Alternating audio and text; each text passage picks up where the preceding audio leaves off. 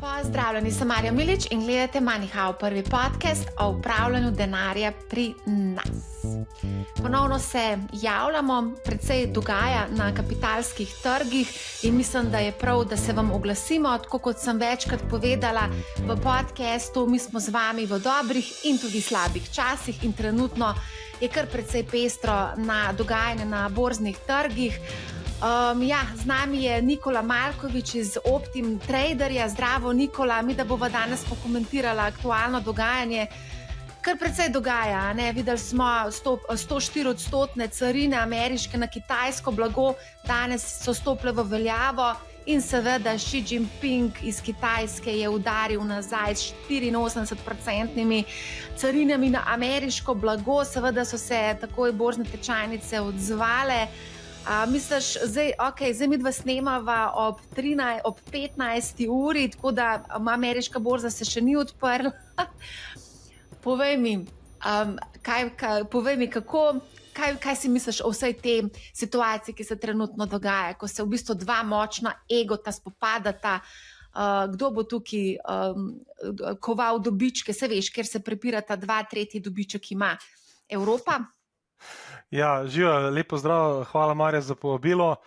Zagotovo nam ni dolgčas, no. Dejansko novice prihajajo iz leve, z desne, vmes je par špekulacij, fake newsa vmes, tisto, kar se je zgodil v ponedeljek, je bilo noro, ker bi so prišla novica, da bi naj prišlo do 90-dnevne pauze, pa je Nasdaq, torej ameriški tehnološki indeks, je zanihal za 10% znotraj dneva, popolnoma obrnil smer. Tako da, v bistvu, kar je zanimivo, je to, da jaz poslušal sem ta teden, si res imela podcaste in z Andražem in z Necom in vsi se sprašujemo, kako naprej, ne? Se jaz dobivam klice strank, kako naprej in žal nimam noben odgovora, ne? Ker se viš, kako je vse erratično, ne? Kako se odločajo, ne vemo, kaj bo, lahko da bo pa že naslednji teden Trump rekel, dajmo mi to malo umiriti, a pa če bodo od zunaj Trumpa a pa blizu Trumpa rekel, Trump, dajmo se malo umiriti, pa dajmo mogoče stopiti zraven. Zagotovo pa še čakamo Evropo, ne? Evropa, glede na to, kakšni birokrati smo si vzeli čas, se moramo zmeniti, najti neko srednjo pot in zagotovo pa verjetno Evropa tudi dala neke protiukrepe. Verjetno bo, ampak zdaj, dokler čakamo, vidimo, da se v bistvu res dogaja dramatičen upad borznih tečajnic. Marsikdo je zdaj v teh trenutkih zelo prestrašen. Tudi sam si povedal, da te kličejo investitorji in te sprašujejo, kaj zdaj, ne? Ti si rekel, da pa ne samo tebe, po moje zdaj imajo vsi zelo veliko teh klicev. Mislim, da sem na Reutersu prebrala, da so vlagatelji zelo nervozni, kličejo, ampak da še zmeraj vztrajajo na borzi. Kako je pri vas? Kaj se dogaja?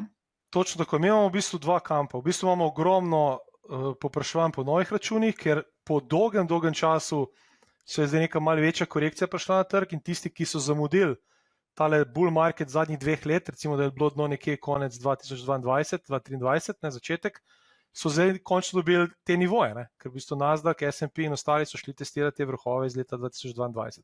Tako da vsi bi radi imeli račun odprte v enem dnevu oziroma v parih urah, pa žal ne gre tako hitro. Zaenkrat, saj pri nas ne. In po drugi strani pa nekaj klicov, predvsem tistih, ki so malo više kupovali, mogoče tistih, ki so bili navajeni, da gre delnice samo gor in da v bistvu korekcij ni.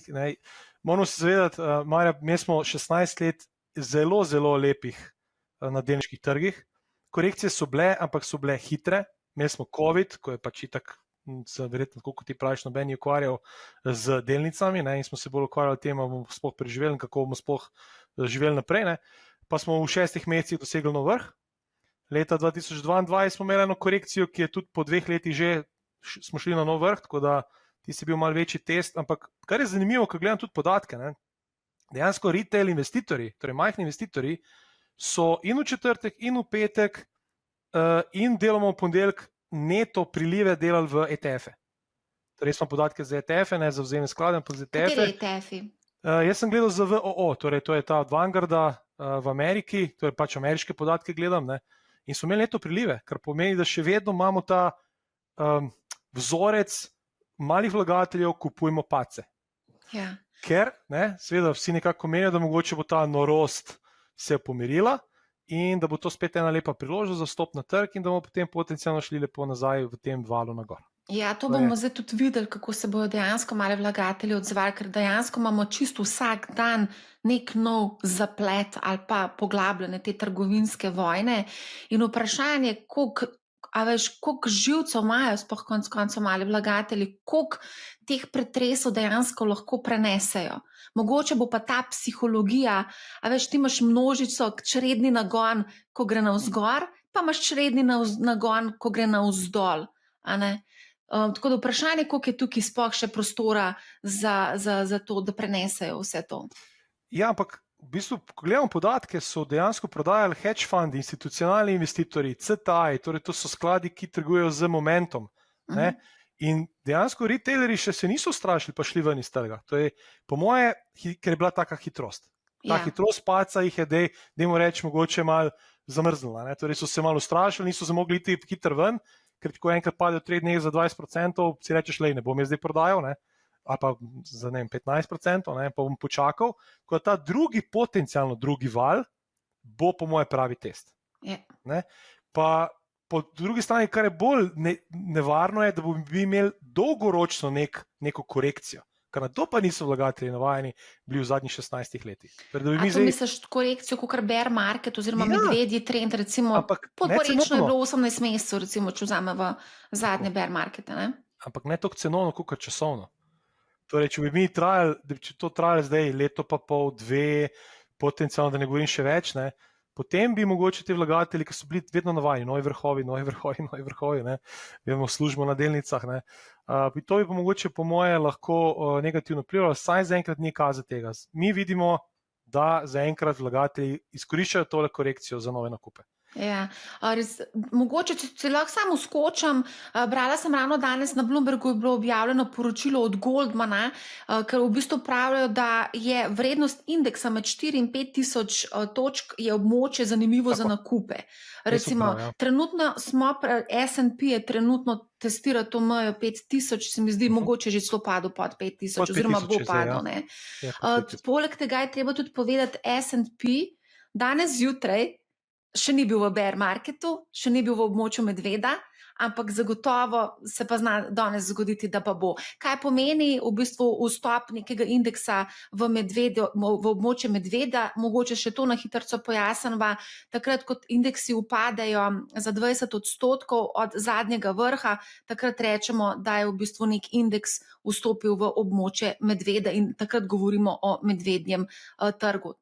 Videli smo, da Nasdaq je že v medvedjem vstopil v medvede oziroma je prelomastil medved, potem Nikkei japonski je tudi že 25% od zadnjega vrha, tako da S&P je pa vprašanje. Zanimivo je to, ker sem šla danes zjutraj gledat, je bil stok 600 evropske delnice, 600 največjih delnic evropskih, je bil 13% od zadnjega vrha znižan, potem, ko sem šla pa iz službe, je bil pa že 16, tako da tudi tu se zna zgoditi še kaj, ne? Ja, da te malo popravim, ti si zdaj gledala v dolarjih, ne? V dolarjih. Ja, v evrih je že malo večja korekcija, ker pač, dajmo reči, večina evropskih vlagateljev. V dolarjih sem gledala, imaš prav, ja. Tako, ker je pa dolar letos toliko izgubil, ne? Imamo nekje, gledam tale največji od iSharesa, S&P 500 indeks, SXR8, je trenutno okrog 24-25% v korekciji, kar pomeni mi kot evropski vlagatelji smo trenutno že v bear marketu, čutimo ta bear market, ne? In na Nasdaqu, in na S&P-u, da ne govorimo o Russellu in ostalih. Ne? Je pa Evropa definitivno boljša, to se je kazalo od začetka leta, ta rotacija, ne? Predvsem zaradi dogajanj z Evropo, velik fiskalni vpliv je tukaj bil, oziroma ne injekcija, no? Ali pa bo prišla še, ampak ja, v bistvu smo v korekciji, ampak problem je predvsem ta negotovost in tudi ta teden, ko sem poslušal Draža Nejca, ne, pač najlažje bi da bi dal nek scenarij, ki ga pač ne moramo imeti, ker imamo tukaj ene negotovosti in trg ne mara negotovosti. Zdaj, če malo gremo kratkoročno, ne, danes smo imeli tole novico iz Kitajske za 24% carine na ameriški uvoz, ne, v Kitajsko, 84, pardon. Trg je za njihov, ampak se zdaj že stabilizira. Seveda, dan je dolg, to je zelo kratkoročno, zdaj gledamo dnevno, ne, ampak ne vidimo več tiste panike.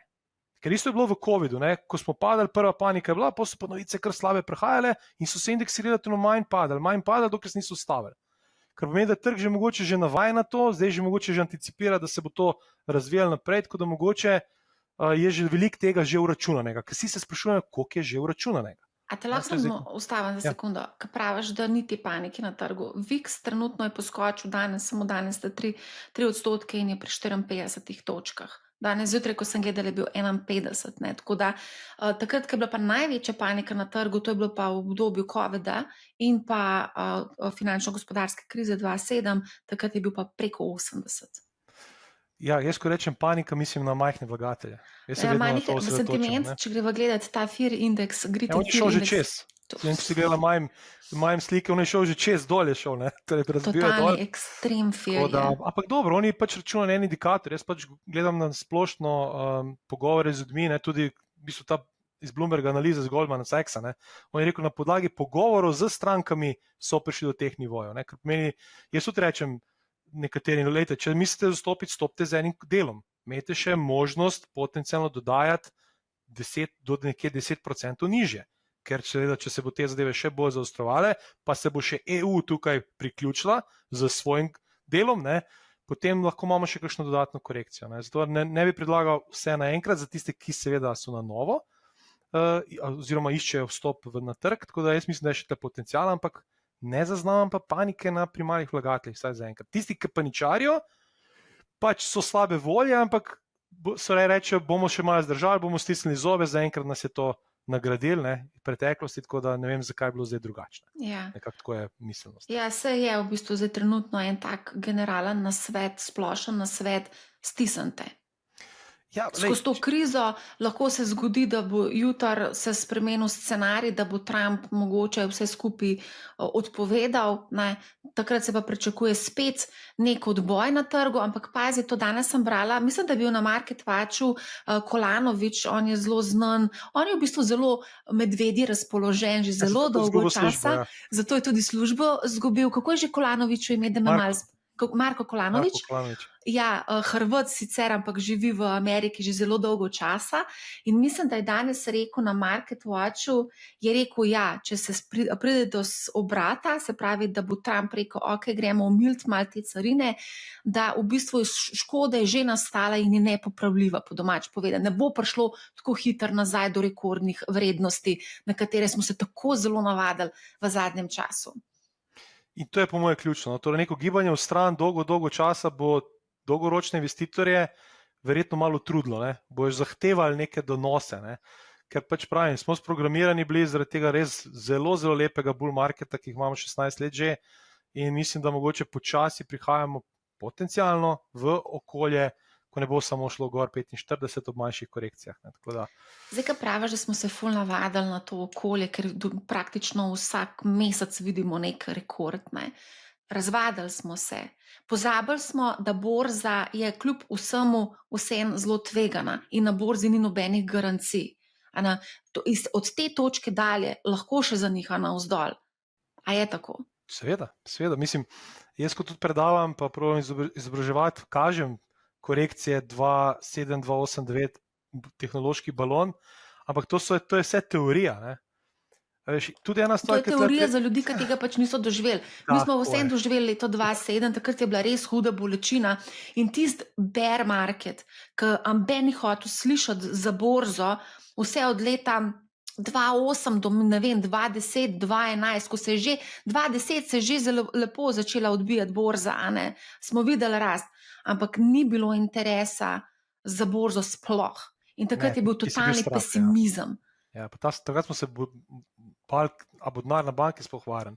Takrat smo se sprašvali, če bo evro preživel. Ja, ker smo pogledali te filme, kako so se odločali, koliko je to res, verjetno 90% res, v bistvu smo bili en dan, dva od tega, da imamo kolaps finančnega sistema, vsaj začasno. Danes smo že kar nekaj omenjala valute, recimo zdaj je zanimivo, dolar izgublja svojo moč v primerjavi z evrom, kot si sam tudi omenil, danes rabimo 90 centov, da dobimo $1. Jaz sem se tudi takoj vprašala, je mogoče čas za obisk Amerike ali pa za kupovanje dolarja, ampak se nima veze, glede na to, kaj se dogaja z valutam, je mogoče tudi vprašanje, kaj se bo zgodilo s samim dolarjem. Ja, A tukaj veš, če smo se takrat sprašvali o evru, preživetju evra, mogoče pa je tukaj za namesto vprašanje, kaj se bo dogajalo z dolarjem, pa videl si danes tudi razprodajo obveznic, ne, tako da Ja, mislim, če se osredotočimo na dolar, ja, kratkoročno to, kar se dogaja, je negativno za dolar. Ne? Ampak spet, mi nimamo alternative dolarja. Torej, dolar je tako močna valuta, največja valuta in cel svet v bistvu skoraj sloni na dolarju. Tako da jaz tudi, da bi rekel, da je evro alternativa, mislim, da evro ima svoje probleme, ja, se izboljšuje stanje, ampak tudi najverjetneje bo ECB zniževalo obrestne mere potencialno 3-krat še letos, mogoče še več, če bo malo več krize na trgih, ne. ZDA se tudi odločajo, bojo znižali ali ne.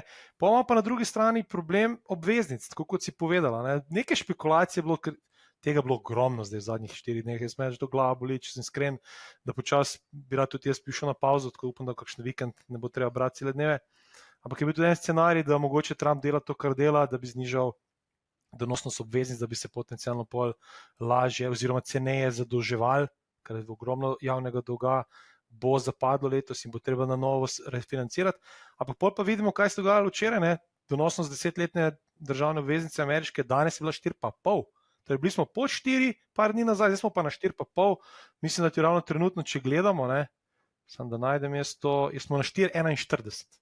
Kar pomeni, iz 3,90 smo šli na 4,40, kar ni v skladu s tem, da bi se morale te donosnosti znižati.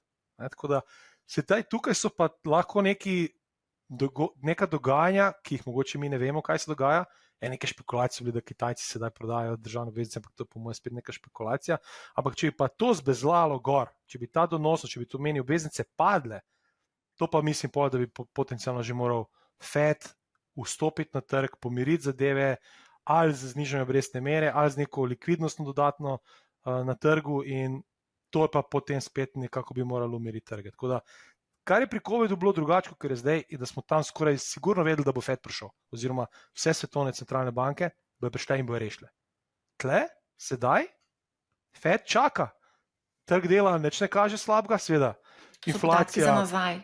Tako, jutri imamo podatke o inflaciji v ZDA, ampak to so spet stari podatki, ne bo verjetno popuščalo. Ok, imamo nafto dol, imamo bakra dol, imamo surovine dol, to je jasno, ne? Ampak cene bojo verjetno šle gor, če bo te tarife, carine ostale. Ne?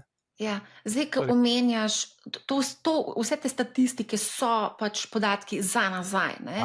Ampak pazi, direktorji vseh teh večjih multinacionalk že danes pravijo, mi smo v recesiji, in če greva pogledat na pač to stavnico Polymarket, je verjetnost nastanka recesije se povečala na 65%, medtem ko vse te investicijske banke so povečale na 50% za Ameriko do konca tega leta.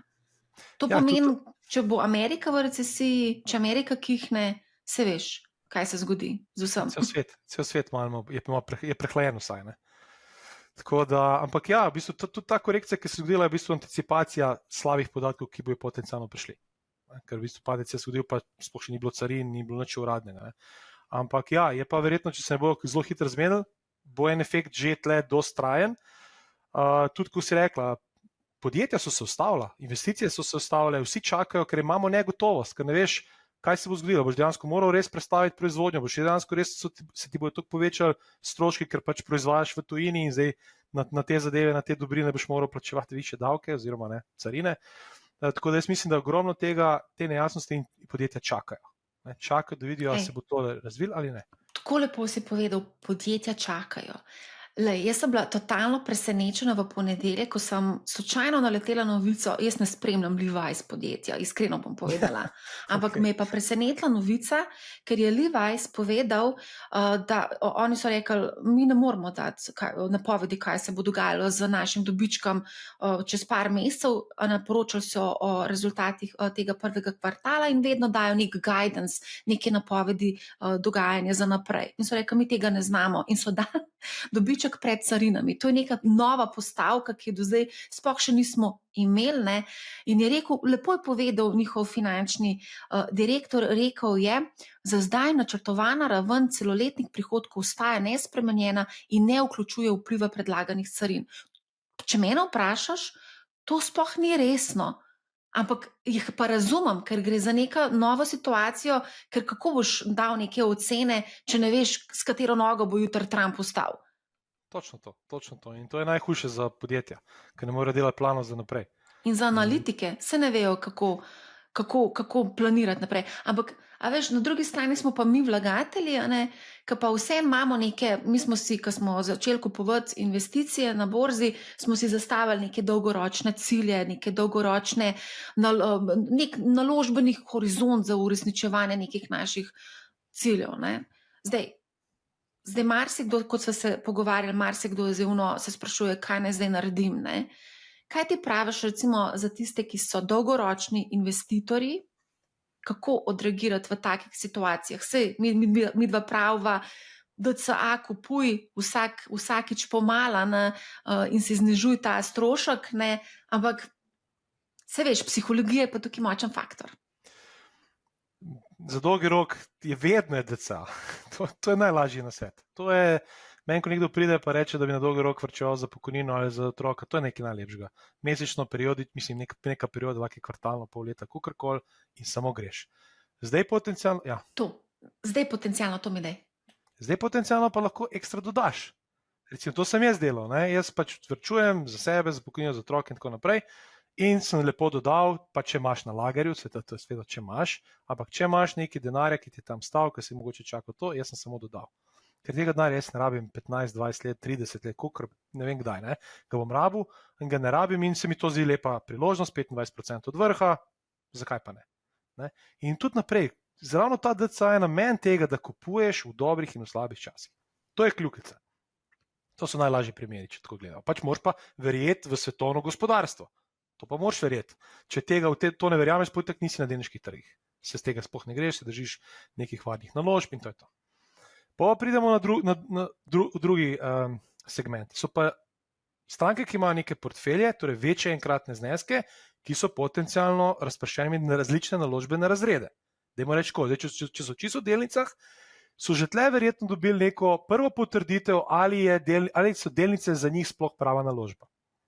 Ker da mi dobimo 10, pa vemo, da tu z Andražem, ko ste delali obrestno-resni račun, zelo dober podcast, moram pohvaliti, so bili donosi v zadnjih 15 letih 15, na nas tudi 20% letno. Ne? In pač, da to ti dobiš, da je to nagrada za to, da moraš iti čez take volatilnosti. Pač ja, pravim, zadnjih 15 let je bilo res relativno lahkih, ampak na koncu je nagrada za to, da ti dobiš take donose, da sprejmeš to volatilnost.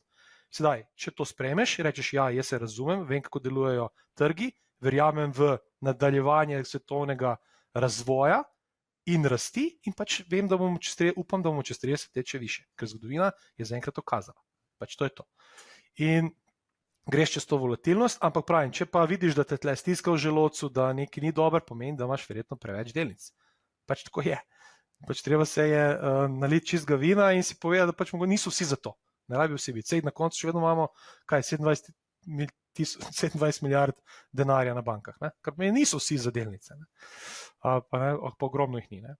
Tako da te se morajo spet vprašati, če to. Zdaj, po drugi strani, če imaš pa več naložbenih razredov, pa si imel vmes tudi nekaj varnejših naložb, ali denar, ali obveznice, kakorkoli že, pa izkoristiš to zdaj za večjo izpostavljenost na delniških trgih.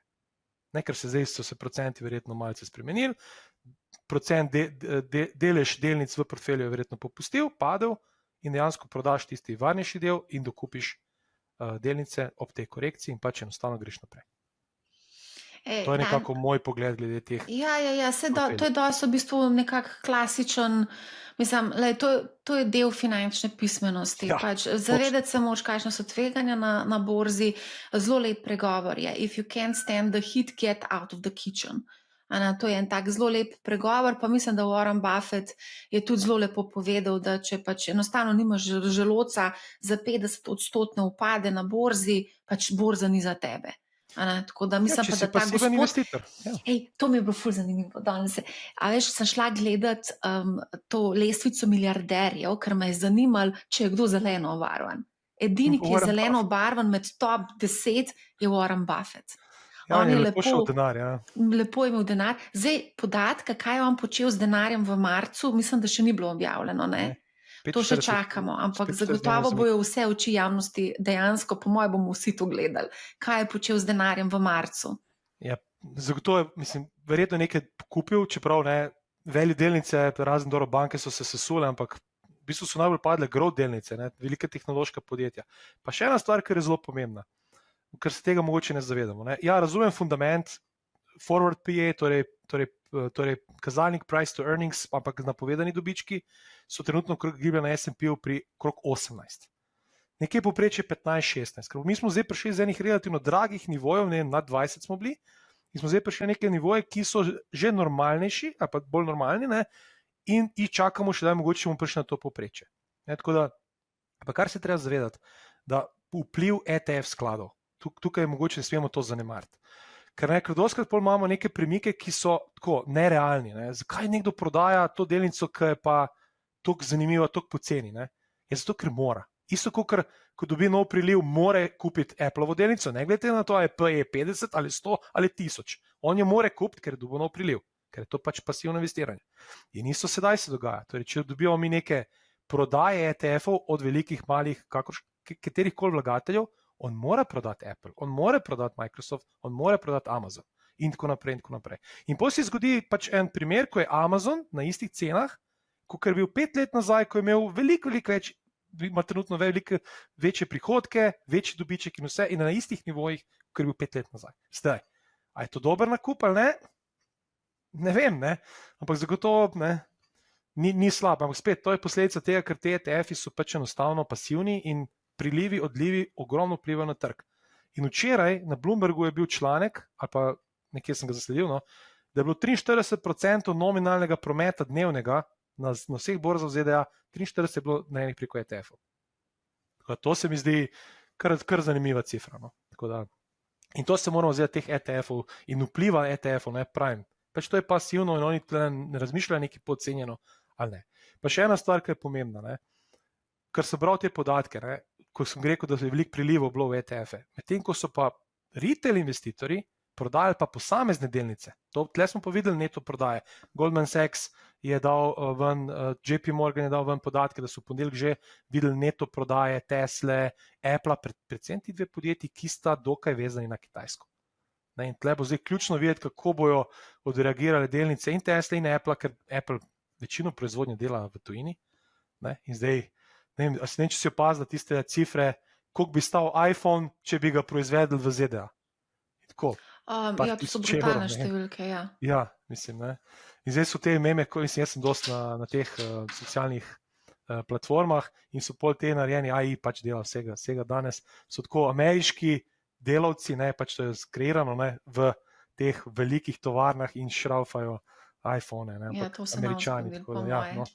To se malo Andraž je zelo lepo povedal, rekel je, da v bistvu Trump je v bistvu obdavčil, s tem, ko je obdavčil Kitajsko za 104%, je v bistvu obdavčil ameriška globalna podjetja, se pravi Apple. Ne? Tako je. Apple je direktno in recimo Nike, ki proizvaja v Vietnamu in v Aziji, ne, je tudi Nike, te delnice tudi takrat zelo padla. Ne. Tako da ja, te multinacionalke bojo zagotovo čutile ta vpliv in potencialno tudi ameriški potrošnik preko višjih cen.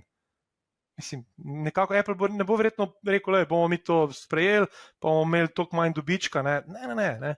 Bomo že probal čim več to prenesti tudi na potrošnika, kolikor bo lahko, ne, ker pač neka elastičnost popraševanja je po njihovih produktih, ampak spet ne vemo koliko. Ne. Je rekel, danes moj sodelavec je rekel, joj, to, ki se mi je skrčil moj portfelj, da bo trajal do penzije, da se bo nazaj pobral. Ja, mislim, odvisno, kdaj ima penzijo. Ja, sej, ima še kar nekaj let do penzije. Ja. Ampak zdaj, recimo, ko smo omenjala COVID, leta 2020 smo res videli 35% upad, ampak pa bil pa res neverjeten hiter odboj. Zdaj, 6 mesecev. 6 mesecev smo imeli nov vrh pa. No, pa ti povej, kako pa ti zdaj situacijo vidiš? To je zelo verjetno odvisno od tega, kako se bo ta spor Trump-Xi Jinping pogladil, a bosta se dogovorila ali se ne bosta dogovorila. Sam se mi zdi, da sta dva človeka, ki sta zelo na ego tripu. No? In tukaj dejansko cel svet samo čaka, kaj se bo ostalo nad vas zdaj, a se bosta še naložila dodatne carine ali kaj bosta naredila. Ne? Mislim, prva reakcija kaže, da ne popuščata. Da ne Zdaj, popuščata, ja. To so prve reakcije. Ne? Glede na to, da je Trump rekel, da če ne umakne, bomo dvignili, oni so dvignili, oni so kontradvignili, ne? Torej carine na proti carine, ne vem kaj. Ne? Tako da to je prva reakcija, tako da to je dokaj, vsaj zaenkrat jasno bilo, da vsaj s Kitajsko grejo direktno na nož. Ne?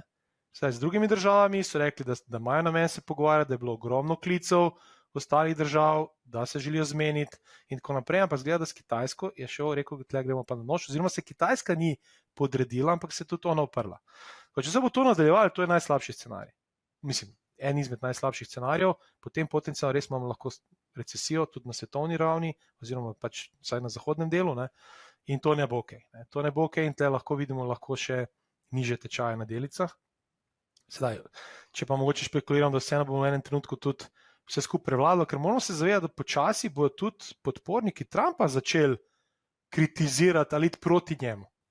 V enem trenutku bo, ker CEO-ji, torej predsedniki uprav, pač, ne, vsi ti, ker so bili zdaj za njega, ker so bili gremo Trump, ne, maga, ne, bojo verjetno počasi rekli, lejte, pa jaz zgubljam denar, ne. Ja, pač on reče, ne, imeli smo operacijo, pacient okreva, na dolgi rok bo vse super, ne, dajmo zdaj malo zdržati. Ja, ampak ljudje, ja, vsi nekako govorimo o tem dolgem roku, ampak živimo v sedanjosti in danes boli. Ne, in dostikrat težko rečemo, da je se danes boli, pa bo jutri boljš. Ne, jaz bi rad, da danes ne boli, da je že danes boljš. Ne. In po mojem enem trenutku bo začel pritiskati na njega. Ne vem, so zdaj bile špekulacije, da so tudi, da Muska je mal odstranil, ker je Musk začel proti Navaru tu govoriti na Twittu, ne, oziroma na X-u, so se mal tam prerekali, tako da ni več tudi v administraciji Trumpa oziroma v bližini Trumpa ni več toliko harmonije. Ne? In so se začeli nekateri malo upirati, pa če gremo, kdo je bil na inauguraciji Trumpa, od Bezosa, Zuckerberga in ostalih, te ljudje so izgubili več tisoč milijard premoženja. Še vedno jih imajo veliko, ampak ne več tako, kot so jih imeli prej. Ne? Sej, letos Elon Musk, mislim, da ima 142 milijard razlogov, da nekaj naredi. Ne? Tako pa še verjetno bo še dodatno imel, ker če se tle zadeve res ne stabilizirajo, ne vem, kako bo delnica Tesla tle odreagirala. Ne? Ampak bomo videli tudi recimo danes reakcijo. Me prav zanima, če bo danes pozitivno, ker sedaj so že v zelenem indeksi, trg se zdaj odprl, ravno ko govoriva. Če bo danes tole zaprtje pozitivno, na vse te novice, ki jih imamo, je to že prvi znak neke stabilizacije, dajmo tako reči. Včeraj se tudi začel trgovanje pozitivno, konča se v rdečih številkah, res, da ni bil tako brutalen upad. Ja, zaradi 104, zato ker je Trump rekel, da bo dal 104% carine in pol je trg obrnil. Ja, če danes ne bo nobene dodatne novice, pa trg zapre v zelenem, to prvi korak. Trump je že se zbudil, že kar nekaj časa nazaj in je začel že v bistvu ne tweetati, ampak na svojem Truth Social je začel objavljati cel kup nekih postov, da pač make America great again, the USA will soar like never before. This is a great time to move your company into the United States of America, like Apple and so many others, in record numbers, and record numbers are doing zero tariffs, bla, bla, bla. V glavnem, poskuša tudi on, po moje, zdaj sanirati to, kar je sam zakuhal, po domač povedan. Ne more pa verjetno odstopiti od te strategije, ker pa bo izgledal kot, da je slab pogajalec. Torej, zdaj sedaj na eni strani dobil Kitajsko, ki izgleda, da je nekako na njegovem nivoju, ne? In ne sme odstopiti sedaj, ker to bo pokazal, da ni tako močan in to po moje za njegov potencial, za njegov ego preveč, tako da zdaj je preveč neznank za enkrat še eno. Ampak ja, treba biti previden. No. Je pa res, da tisto, kar si povedal, tudi glede portfeljev pa različnih naložbenih razredov. Sedaj imamo nekako klasika, ne? Delniški trgi, obvezniški, denar, potencialno še surovine pa kripto. Tle bo treba vedeti, ali bojo obveznice res dale tisto varovalko, ker če bo res, če bomo imeli najslabši scenarij, je stagflacija. Torej, imamo inflacijo, pa nižjo gospodarsko rast. To je najslabše. Pa po drugi strani, zakaj še ne prihaja do prodaj? Prvo kot prvo, ljudje imajo službe. Noben še ne čuti izgube služb, oziroma zelo majhno. Ne? Prejšnji mesec smo imeli zelo lepo podatek iz trga dela v ZDA, večinoma so se iz javne uprave, javni službenci so izgubili službo, ampak ljudje imajo službe. Dokler ljudje bodo imeli to sigurnost, pač ne bojo prodajali, ker ne rabijo. Tako da dolgo časa bomo mi še rabili, da razbijemo to željo, to voljo mladega vlagatelja po nakupih. In to zaenkrat pravim, krediti so še vedno zelo nizki, imamo nizke obrestne mere, tisti, ki so kupovali po fiksnih obrestnih merah 3-4 leta nazaj, ne, v Evropi imamo pa 1,5, pa 2 fiksno, pa službe so še vedno ok, dobre, noben še ni bil odpuščen. Če se bo to pol kazalo v ekonomiji, potem imamo lahko nov val nadol tudi na delnice. In to je pol nevarno. Sedaj, če bomo imeli pa še inflacijo potencialno, kar je trenutno, če imamo nafto na 56, nafta se je tudi popolnoma sesula ravno zaradi bojazne recesije, plus da je še OPEC zvišal črpanje, to je zaenkrat pozitivno za inflacijo, ampak če bi imeli še inflacijo, potem tudi obveznice ne bojo reševali, ker bojo pač obveznice izgubljale. In to, kar se je zgodilo leta 2022, je bilo takrat tudi najslabše za ta portfelj 60-40, delnice obveznice, ko smo padale, so in delnice in obveznice, in to je res bil brutalno, ampak potem se skupaj stabilizira. Tle treba tudi biti zelo previden, zdaj glede kripta, Nejc je zelo lepo povedal. Preden greva na kripto, jaz bi vseeno rada tukaj eno drugo naložbo izpostavila, ki pa je tudi prebila tistih 3000 dolarjev za trojansko unčo zlato, plemenite kovine. Marsikdo pač zdaj želi zbežati v neko varno zavetje, so plemenite kovine oziroma zlato konkretno, je to varno prebižališče? Ja, zdaj, ki se je izkazalo, da je. Tako da tisti, ki rečejo, da ni, pač nimajo argumenta, ne. Izkazalo se, da je zelo lepa rast, zato v evrih tudi zelo lepa rast, tako da težko rečem, da ni, sedaj, lahko se to vse spremeni, tale povezava, ampak zaenkrat je to delovalo. Sedaj, nekateri mislijo, da je Bitcoin to digitalno zlato, pa se ni pokazalo, v bistvu bo neka beta na Nasdaq, ker korelacija z Nasdaqom je 85%, kot je Nejc povedal na zadnjem podcastu, in koliko gre Nasdaq, tako grejo tudi valute. Tako da zaenkrat je ok, zdaj ali smo v nekem balončku ali ne, težko rečem. Jaz pač vedno rečem, če ga imate, ga imejte. Potencialno, če ga želite rebalansirati, malo odprodate pa dodate v delnice, če so delnice zdaj padle, ampak zaenkrat je za to naredilo svoje. Zdaj si omenil rebalansiranje. Zdaj marsikdo, se veš, mi smo bili izpostavljeni do visoko tveganih naložb, recimo predvsem do ameriškega trga, in zdaj marsikdo razmišlja, mogoče bi pa zdaj jaz prodal, pa šel v malo bolj zihar naložbe, kot je recimo mogoče zlato.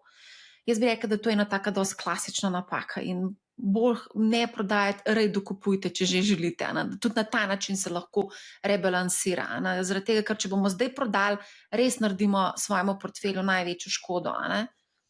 Recimo, ja. Tako da, mislim, te timingi so vedno najslabši, ker tudi če ti zdaj greš v bolj varne naložbe, ti moraš imeti strategijo, da boš šel nazaj.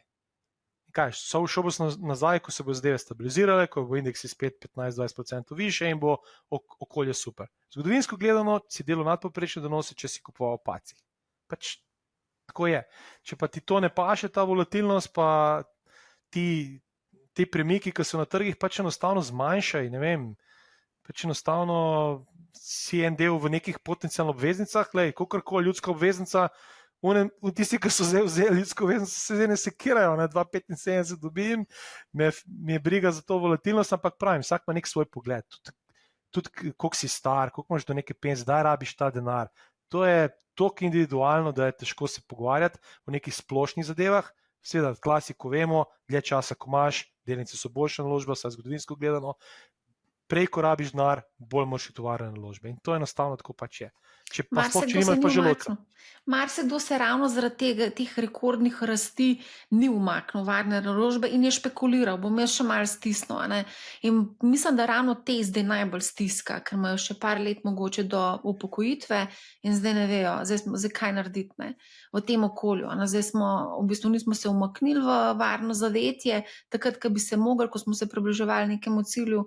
Zdaj pa se je zgodila korekcija, marsikomu se je skrčil portfelj za 30-40%. Je prej pridobil, je pa prej toliko pridobil. Tako mi smo na nivojih iz 2022. Ko pač se izgubili tisto rast od 23, tisto leto pa pol rasti ste izgubili. To spet ni toliko slabo, okay, ampak to je, ja, mislim, pravim, to je tako težko, ker če nimaš nekega načrta, pa vse delaš ad hoc, je zelo težko. Vsi bi bili radi delničari, ko gre gor, pa noben ne bi rad bil delničar, ko pada. Pač to enostavno tako ne gre.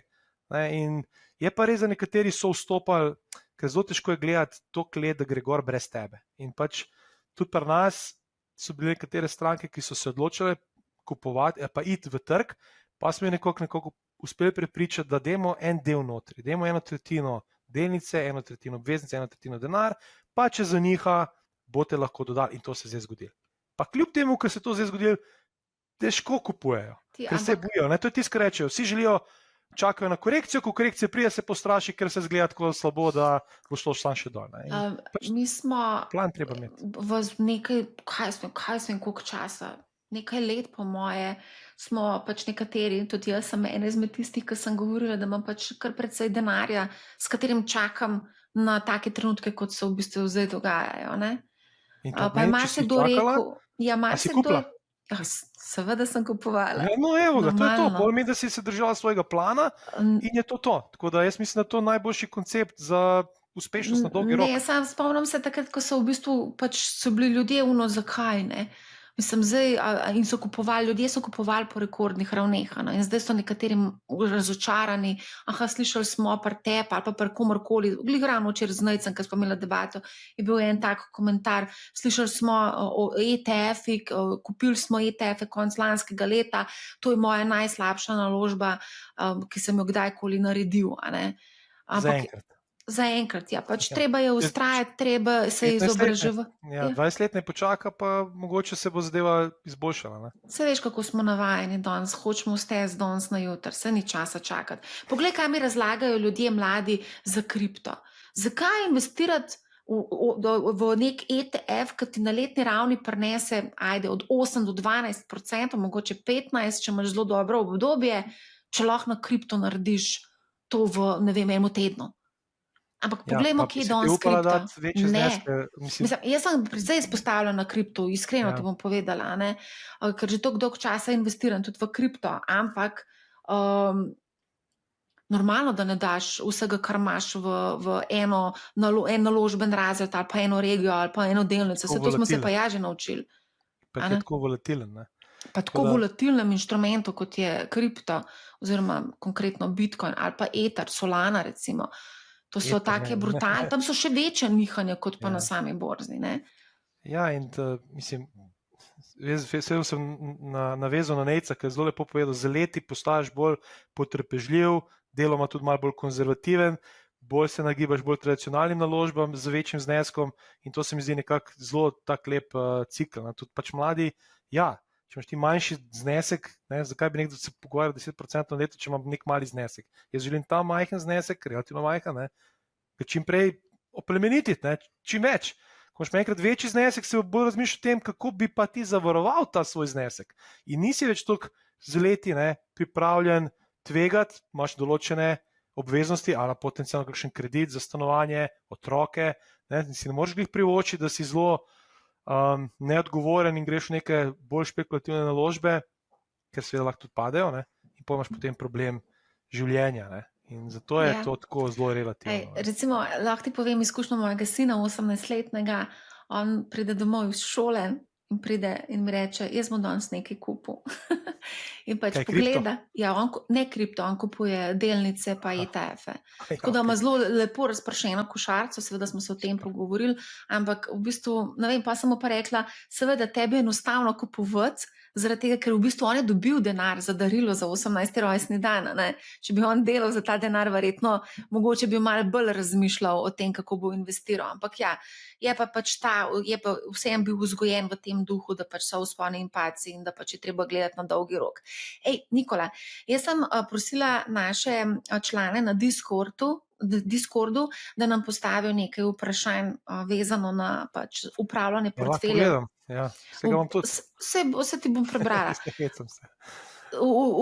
Kako upravljati portfelj v takšnem okolju, ko se v bistvu prepirata dva. In tukaj je eno zanimivo vprašanje. Je mogoče kakšen ETF, kitajski ETF, dobra priložnost v tem trenutku ali za nakup ali pa za pač neko dolgoročno držanje? Ja, jaz mislim, da je. Že Kitajska tako bila zelo pozitivna že pred tem dogajanjem. Alibaba je zelo lepo skočila, bila že skoraj na 150 iz teh dolgih nivojev pod 100. Mislim, tudi padla je lepo, ne? Zdaj je pa nazaj padla. Mislim, lejte, če gledamo na dolgi rok, pa vem, da se ponavljamo s tem dolgim rokom, jaz vem, ampak to so zanimivi nivoji. Če se zadeve umirijo, so to še vedno dobri nivoji. Pa Kitajska je nasplošno podcenjena v primerjavi z Ameriko ali pa z Evropo. Ne. Zdaj ti, ko izpostavljaš konkretno delnico, jaz bi mogoče vse malo ETF. bolj razpršeni košarici, kakšni Ne, jaz sem rekel Alibaba, drugače pa ETF, ja. ETF. ETF, ja. Ampak recimo meni se zdi zanimivo, da nisi izpostavljen izključno in samo kitajski, mogoče bolj ta emerging market Asia, ki pokriva še druge azijske države, a ne? To je EMIM, recimo en največji iSharesov, EMIM To.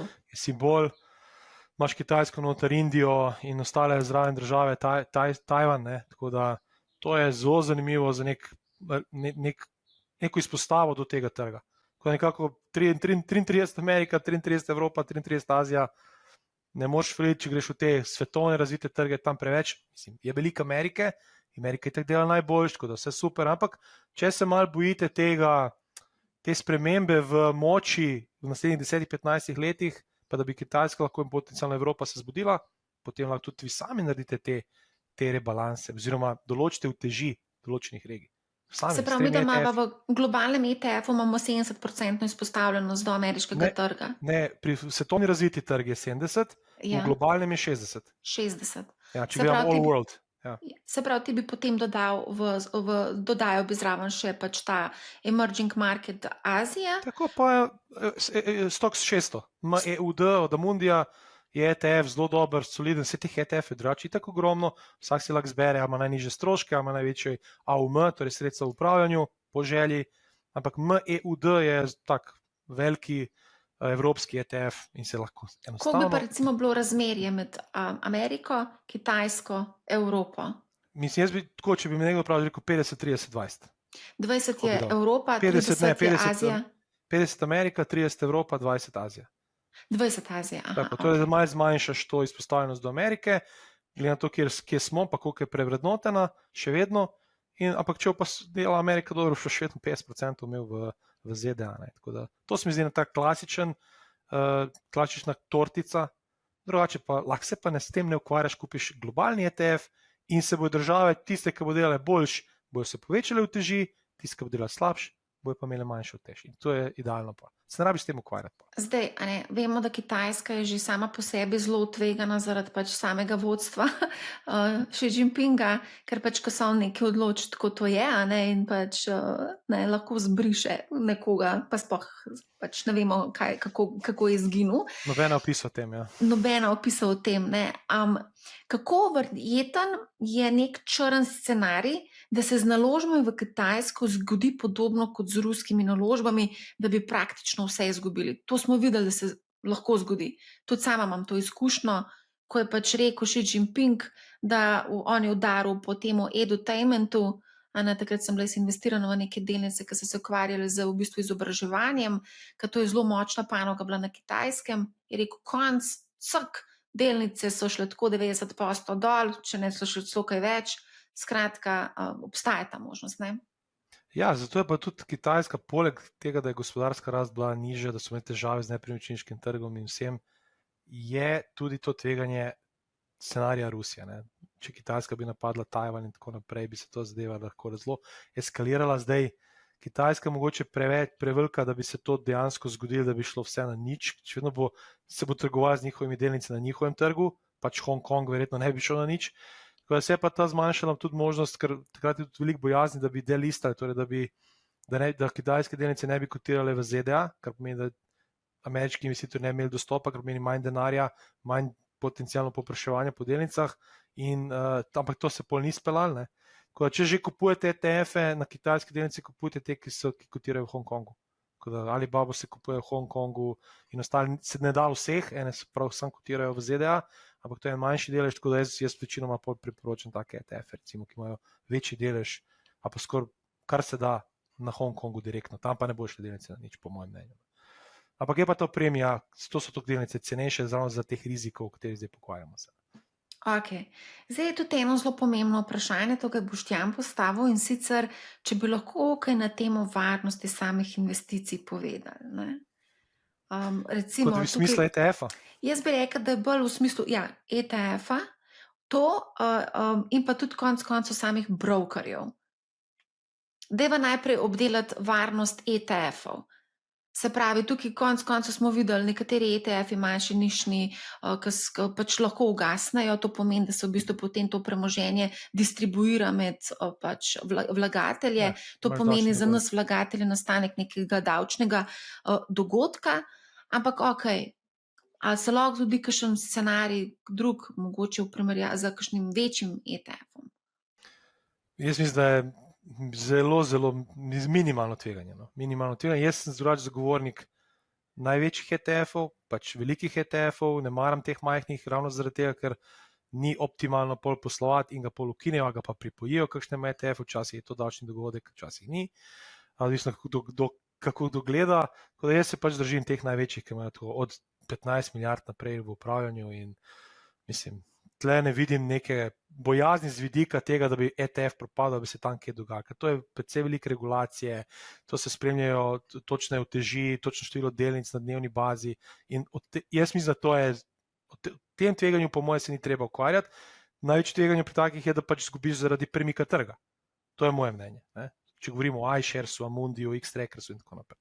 Delnice so tudi segregirane, tako da če bi se karkoli zgodilo z upravljalcem sklada, je to ločeno premoženje, se pač potencialno ali odproda, ali pa v dostikrat primerih pač enostavno druga družba za upravljanje odkupi njihove sklade in jih pač pripoji k svoji paleti, ali pa se nadaljuje z upravljanjem. Tako da z tega vidika to mislim, da je minimalno. Zdaj z vidika brokerja je podobna zgodba. Ok, broker mora imeti neko zgodovino, mora biti že nekaj časa na trgu, če delnica trguje na trgu še toliko boljš, ker so še bolj izpostavljeni regulaciji, poročanju in tako naprej. Spet je pa to ločeno premoženje, kar pomeni, če bi se karkoli zgodilo z brokerjem, spet enostavno odpreš račun pri drugem brokerju, prestaviš delnice tam in nadaljuješ z investicijami. Ni davčnega dogodka, ni nič. Tako jaz mislim, da z tega vidika So pa pol sitnosti, se veš, ko je to. Sitno, ampak ko se to enkrat zgodi, ta sitnost je minimalna. Seveda, zato pa greš v enega brokerja, ker je potencial za to sitnost minimalna. Pa če držiš spet nekih potencialno večjih brokerjev, preverjenih brokerjev in tako naprej, da nimaš teh sitnosti, ampak tudi če pride do te sitnosti, to verjamem, da bi to bila najmanjša sitnost, da pač prestavi na drugega brokerja, pa da vem, da so moj denar, moje delnice tam, ne, da jih imam jaz pri sebi. Tudi ko je Lehman Brothers propadel delnice, tiste, ki smo imeli delnice pri Lehmanu, so sam predstavili k drugemu posredniku, ne, tako da tisti ni bilo nič problemov. Ne. Tako da z tega vidika mislim, da je minimalno tveganje. Zdaj, ko si pa Lehman omenil, ravno sem dobila neko sporočilo pred kakšno uro nazaj, da ali so lahko carine potencialni novi Lehman? Ker takrat ta Dobro vprašanje, ja. Ne. Jaz sem se tudi spraševala, če lahko to novi črni labod, ne, te carine, zdaj nekateri ekonomisti menijo, da pač ne, ampak... Mislim, težko vprašanje, tako da iz glave, da bi zdaj odgovoril, jaz mislim, da ne, da se prav, da so tako nepredvidljiva oba in Trump in Xi, da če gremo pol na 200%, pol na 200, pa na 300, pa 300, mislim, pol lahko že gremo lahko tudi na 1000%, pa je tako lahko vse zapremo. Ne. Tako da to v tem primeru, če bi se začel nek protekcionizem, neko zapiranje, potem verjetno imamo lahko tudi večje korekcije, zagotovo, ampak zaenkrat to ni realen scenarij. Meni se zdi to, kar si zdaj povedal, kar se tiče same varnosti, konec koncev brokerja, ful pomembna stvar. Tako da, če še nimate brokerja odprtega, dajte si res vzeti čas, da ne boste imeli pol probleme s prestavljanjem vseh vaših investicij na drugega brokerja. Tle se zdi, ko je takšno okolje, pol prihaja do teh potencialnih problemov. Tisti brokerji, ki grejo po tanki liniji, so na robu, ko pride takšno okolje, takšna negotovost, potem se pokaže te luknje in pol pač enostavno zadeve tudi propadejo kot broker. Tako da... Kako bova zdaj, Nikola, zaključila? Zdaj, povedala sva, za dolgoročne investitorje pač potrpite, dodajajte. Mogoče bi tukaj vsem lahko spomnila zelo znan tako pregovor legendarnega Warrena Buffetta, ki je zdaj po moje že skoraj 100 let star. Doživel je že marsikaj, mislim, da je pri 12 letih prvo delnico kupil in mislim, da ima kar nekaj izkušenj, kriz tudi za sabo, po moje zelo velik, ne. On je lepo povedal, bodite prestrašeni, ko so drugi pohlepni in bodite pohlepni, ko so drugi prestrašeni. ta pregovor, ki ponavljamo, ampak se mi zdi, da je pogosto preslišan, tudi recimo v takih situacijah, kot je recimo zdaj, marsikdo pač ne bo hotel slišati tega. Ja, vem, spet, če imaš nek pogled na dolgi rok, potem je to idealno okolje, da se pač izpostaviš malo več, dobil si cenej zadeve, če gledaš na 15-20 letni problem. Seveda, taki ne jamrajo, dajmo tako reči, taki ne jamrajo. Ne. Problem so tisti, ki mogoče niso imeli pravo izpostavljenost glede na horizont, ki ga imajo, pa glede na tveganje, ki ga sprejmejo. Tako da za vsakega, ki na novo pride, dajte to prvo razčistiti, ampak seveda ne moreš razčistiti, ko bereš knjigo, moraš priti na trg, pa videti, ko da te zaboli, ko ti portfelj zaniha, ker danes imamo vse na mobitelih, ne, ni tako nepremičnina, ker ne veš, koliko ti je padla, približno veš, ampak ne začutiš, tle vidiš dnevno, pa še spremika se real time. Tako da jaz mislim, tle izobraževanje je zelo pomembno, podcasti, čim več, pa tudi ljudje se izobražujejo, pa še vedno tako pride praksa, pa se zadeve spremenijo. Tako da ne se sekira, če nekdo zelo veliko služi, ne, pa vi niste zraven, ampak po drugi strani ne boste tudi utrpeli takih pacov, ko bodo trgi obrnjeni. Najte tisto svojo sredino, po mojem mnenju, tisto, ker zadnjič sem prebral od Morgana Housela, berem knjigo Vse vedno enako, nekaj tacga, ta druga knjiga njegova, in je ful dobro napisal, je rekel, ciljajte na tiste donose, kjer lahko zdržite strategijo na dolgi rok. Ne ciljajte na največje donose, na najboljše donose. Ne. Ciljajte na tiste donose, ki seveda ob volatilnosti, ki boste ob tej strategiji, ki boste lahko zdržali dolgo časa. Torej, jaz rajši vzamem 5%, pa bom zdržal v tej strategiji, kot da ciljam na 7 ali pa 8, pa bom v takih pacih se ustrašil, pa bom prodal, pa čakal nekaj boljši čas in bom delal samo mučko. Tako da to je tisto, kar je po mojem najbolj pomembno. Po mojem ljudje so pozabili na to, da obstaja možnost, da se skrešira borza. Čeprav lansko leto, avgusta 5. nam pozabila. Ja, seveda, vem. Smo imeli carry trade zgodbo, se pravi, to so bile tiste, ko je presenetila Japonska centralna banka z dvigom ključnih obrestnih mer. Tako, in smo se sesuli. Zapirali so pozicije ameriški investitorji. Čez nekaj časa smo bili v novih vrhovih. In ljudje niso začutili nič, niso imeli časa odreagirati in še ko so probali kaj odreagirati, smo že bili v novih vrhovih. Zdaj pa je malo drugačna zgodba. Tle pa lahko dolgo časa smo pod temi vrhovi. S časom bo tudi Trump, po moje, prišel do tega, da enostavno bo pa moral spet narediti okolje primerno za rast delnic. Sedaj bo to čez 1 leto, 2, 3 bomo videli, ampak prej ko slej. In zato mislim, da so te korekcije potencialno zanimive za nakupe. Sam še to ti povem. Zdaj sem se ful smejala. Mislim, ne vem, ali smo brali to nekje, ali ne vem, kdo mi je povedal, skratka, da je Trump edini predsednik, ki dejansko izpolnjuje tisto, kar je v bistvu dal v obljube v predvolilnem boju. Ja, pač on je povedal, da bo dal carine in vse, ampak količina, velikost carin je presenetila. Vse so ljudje vedeli, vsi so mislili nekje 10%, da bo prišel s tisto tablo in s tistimi carinami. Zanimivo, kako je on to tako na začetku mandata rekel, gremo, skreširajmo, požrimo, pa bomo pa make America great again. Ne, pa veš zakaj. Imel je podporo, ker je zmagal volitve. Imel je relativno visoke tečaje, kar pomeni, če pride do korekcije, pride iz relativno visokih nivojev, kar pomeni, da ima okolje, če že se odloči za to, je imel idealno okolje. Kasneje, če bi bilo korekcija že 20, pa bi on to šel delati, pa bi že imel nasprotnike veliko bolj glasne, bi bil problem. Tako da zato mislim, da se odločil to sedaj in ne kasneje potencialno. Ja, seveda. Tudi politično bi bil samomor. Ja, samomor, tako. Že zdaj... Čeprav on ne bo več kandidiral, čeprav nekaj je govoril, da bo probal nekaj zmutiti še za 3. mandat. Bo on prek drugih potencialno, če njegovi zmagajo, bi lahko on izraven. Dalec smo do tega še. Ok, Nikola, mislim, da sva kar obdelala več ali manj vse, kar je bilo za obdelati, se pravi, glavni nasvet je, bodite mirni, ne gledate vsak dan svojega portfelja, če nimate želodca, da pogledate, kako se vam krči, zmanjšujejo vaši prihranki, pa ne gledati prav preveč. Ja, zdaj so mediji res so črne naslovnice, rdeče krvave naslovnice. Ja, se vidi, točno, ko pride na te medije, ki so malo bolj splošni, tudi več klicov pride pol in ljudje so veliko bolj dovzetni do tega. No, ampak ti naši splošni mainstream mediji so precej za časom. Ampak so pa novice na prvih straneh in ljudje opazijo in je pol malo več zanimanja tudi za to, kaj se dogaja. In pol tudi ljudje grejo pogledati, kaj se dogaja s portfeljem. Drugače pa ne gledajo, če ni teh novic. Ja. Ok, Nikola, najlepša hvala za super debato. Hvala za povabilo. Se vidimo ob naslednji priložnosti in hvala tudi vsem, ki ste nas danes spremljali. Še enkrat, da vas spomnim na naš dogodek MoneyHow Live, ki se bo zgodil 22. maja, ker bomo seveda razpravljali, razglabljali o seveda vsem tem šovu, ki nam ga je pripravil Donald Trump. Bo zelo zanimivo, tako da vabljeni, da se nam pridružite. Poslušajte MoneyHow, ne bo vam žal in lep pozdrav.